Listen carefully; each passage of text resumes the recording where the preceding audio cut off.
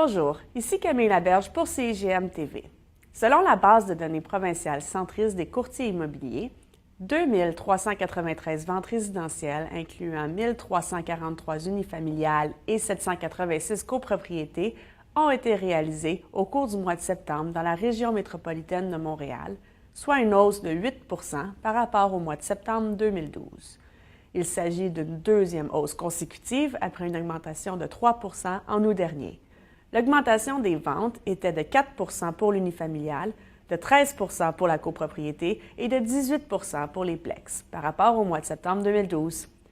Par secteur, l'île de Montréal et la Rive-Sud ont enregistré des augmentations de ventes respectives de 12 et 27 alors que Laval, la Rive-Nord et Vaudreuil-Soulanges ont affiché des baisses respectives de 7 4 1 pour la période comparée.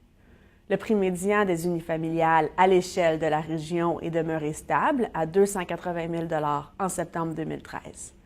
Alors qu'il a connu des augmentations de 2 sur la Rive-Sud et de 4 à Vaudreuil-Soulanges, de 5 sur la Rive-Nord, le prix médian des unifamiliales a affiché des baisses de 6 à Laval et de 7 sur l'île de Montréal par rapport au mois de septembre 2012.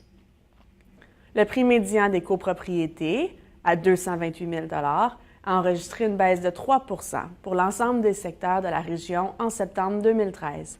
Il est resté stable sur la Rive-Nord et il a connu une diminution de 5 sur l'île de Montréal et des augmentations de 1 à Laval et de 9 sur la Rive-Sud, comparativement au même mois l'an dernier. Au 30 septembre 2013, on dénombrait 29 790 inscriptions en vigueur dans le système centriste, soit une hausse de 12 par rapport à l'an dernier et la 37e hausse mensuelle consécutive. C'est à Laval que la hausse des inscriptions a été la plus prononcée, avec une augmentation de 17 Les autres secteurs suivent, avec des augmentations de 15 à Vaudreuil-Soulanges, de 13 sur la Rive-Nord, de 12 sur l'île de Montréal et de 9 sur la Rive-Sud. Pour plus d'informations sur les statistiques de vente du mois de septembre 2013, je vous invite à consulter le plus récent communiqué de presse disponible sur le site de la CIGM. C'était Camille Laberge pour CIGM TV. À très bientôt.